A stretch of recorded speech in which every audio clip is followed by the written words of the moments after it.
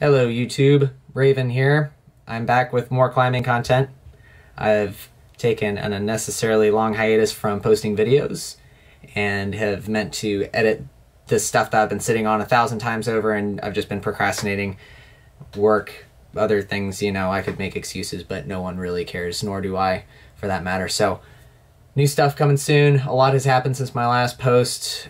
We have a new gym, which I haven't been to, Austin Bouldering Project Westgate. Super stoked on that. We had a crazy snowstorm come through Texas, and it made me remember why I hate the cold. And I built a home wall. I've been doing a lot of board training, and I built that thing with my own 2 hands. I've also been training on the Kilter board a lot, so it's been going well. We did lose Austin Rock Gym, North Austin Rock Gym, or NARG as we called it. I have some footage from there after setting a problem and then climbing some other stuff, and I'll be posting that soon. They will be missed. But yeah, everything else aside, let's roll the footage, and I'm going to do a little narrative voiceover. Don't expect that very often. I don't like doing it, and it doesn't sound very good, but that's what we have for today. So, cue the video. Commence the awkward narrative voiceover section. This entire video takes place at Crux South, which is a really cool gym close to me. It's the one I go to the most frequently. Here I'm just warming up a little bit with some scapular pulls, pull-ups, and hangboarding, the usual. Going straight into this V3-4, which is quite possibly the worst problem I could have warmed up on. It goes to these weird, like, Waco-esque pinches and slopery crimps. Just, again, the worst one I could hop on to start the session.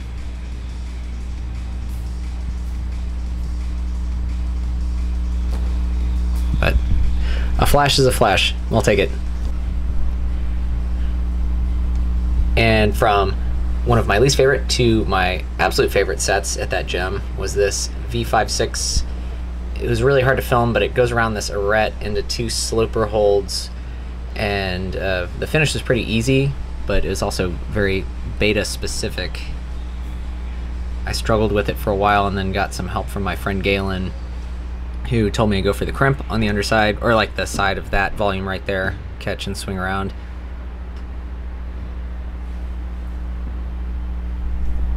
I like the movement on that one. That was cool. But, you know, I'd climbed it before, so it wasn't anything real new. Just filler for the video. This one also is... Well, actually, this one was just soft for the grade, honestly. It didn't require anything specific in terms of beta. The start was awkward with that heel and the volume, but otherwise it was a lot of just like left, right. Semi-awkward positioning around the volumes. A lot of people missed stepping onto that humongous jug on the right, the side pole jug. And using that was really what allowed me to flash this problem initially. I climbed it like 5 or 6 times after that, but it was super easy for the grade. A little left heel hook match. Yeah, it was cool, but definitely not a 5-6 in my opinion. This one was. This was a crimp fest. And yeah, I like the start on it. It was really cool.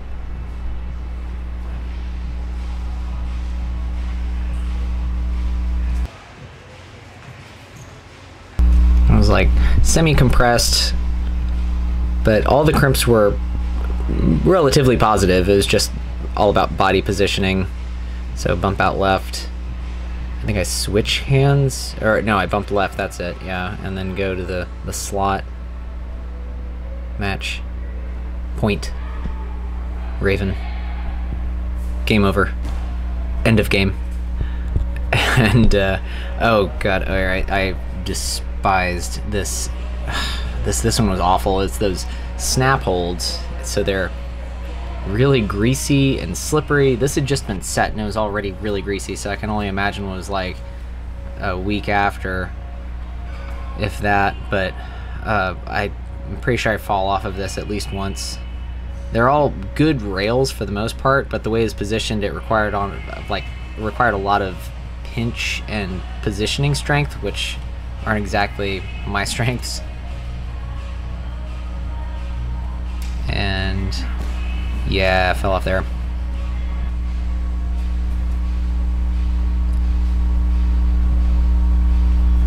I saw most everyone else climb this, go with a crossover toward the end with those last 3 holds, but I just couldn't seem to do that. So with my beta, I wind up just like doing a double bump, or I guess it's a triple bump from there, one more, and then again.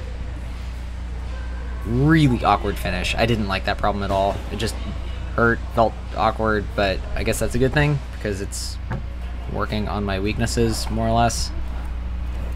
Whatever. I didn't like it anyways. Now this one was cool. This is a 3-4. Worked across some big holds, big juggy holds. Goes to these Wacos.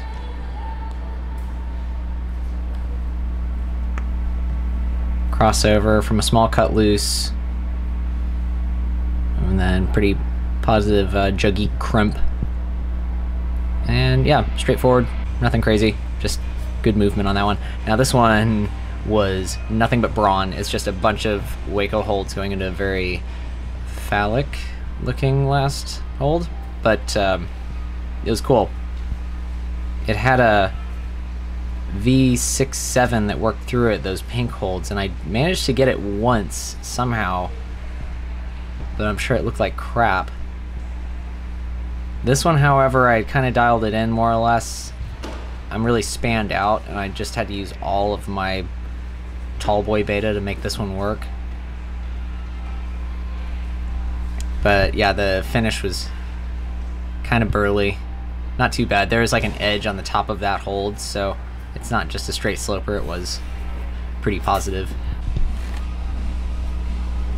And this one is super, super easy. It was a circus climb. Anytime there's a bad hang, rest assured I'm gonna climb it. And of course I did on this one.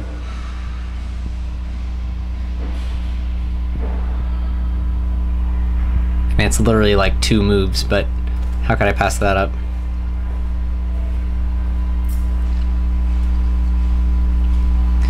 This is probably, I think this is the last boulder problem. It's kind of stupid. It's graded 5.6, V5.6, and that's the crux. That was it. Just jumping up to that hold, going over to the Gaston. I don't really understand why they graded it as such, unless it's just like a height dependent sort of thing. I mean, I'm 5'11", I'm not that tall, but whatever, it was easy. So now, for the last part of the video, we move on to the kilter board, which I love, love, love, love the kilter board. It's helped me tremendously as a climber. This problem in particular, I think it was a V3. I genuinely don't know because I was dumb and I didn't specify on video what it actually was. I was climbing with my friend Chill, and I think I just got distracted and didn't remember to say, but I mean, the movement looked cool. I think it was a good one. It's that one move. You just have to kind of trust it. And here's Chill, hopping on a problem that I created on the fly a few weeks back. Actually, it's like a month and a half ago now, but I titled it Corvus Cries. So if anyone wants to try it on the kilter board, I have it set at 40 degrees. Everything else, it's just a project, but I have it graded as a V4. Might actually be a V3. I don't know. You tell me. So give it a whirl. Let me know what you think. And taking a break from my project climb, this is Chocolate V2.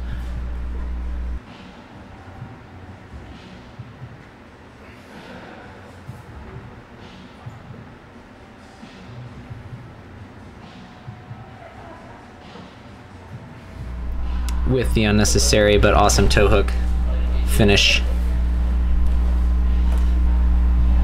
As with the bad hang, if I have a chance to do a toe hook or a heel hook, I'm gonna do it. And yeah, Floats Your Boat V3, this is a classic on the Kilter board. A lot of people climb this one. I see most people do it at way more than 40 degrees, which is what we're doing here for all of these.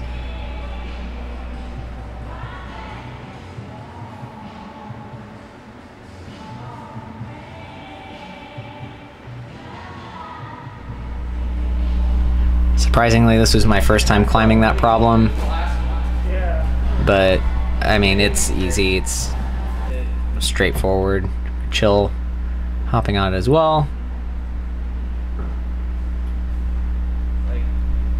If you've never climbed a Kilter board, just so you know, you start hands on the green holds, feet go to the yellow holds, hands are also on blue and they finish on purple, but you can use the blue hand holds as footholds.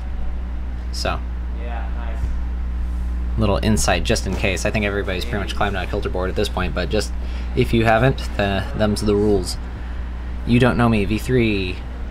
I think this is also a flash.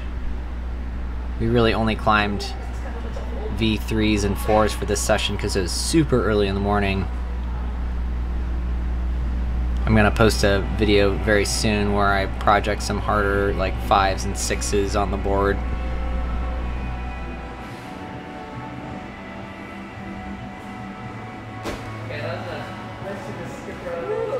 Yeah, I just skipped that. It wasn't really. Now we're back to my project, or at least it was at this point. I hadn't even finished my own climb yet, but this is Corvus Cry's V4, quote unquote. It goes up from 2 slopey-ish jugs, 2 feet. I like to swap to the right foot, small dyno, up to the micro jug, undercling left hand, pop out right, switch the feet, cross under, fall over the right, and I set a right foot. This is where I kept falling.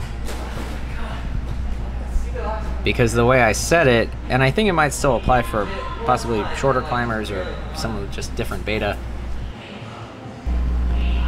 but that method just was not working for me because every time I tried to go left hand, I'd just barn door out. So, projecting the last move, I realized I can just bump right, and it was way easier.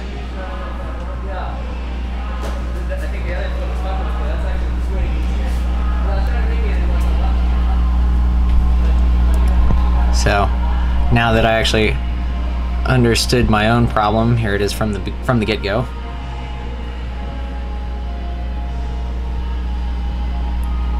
I'm definitely happy with it. I don't think it's as hard as I had intended, but this was literally for me just looking at the wall and selecting holds, clicking on the app, and thinking, oh, that should work. So I think the right foot might still be of some use, but so much easier. You know, whatever, it is what it is. Anyways, that's gonna do it for this video. Super psyched to be back making these again. I'll see you guys in the next one. All right, peace.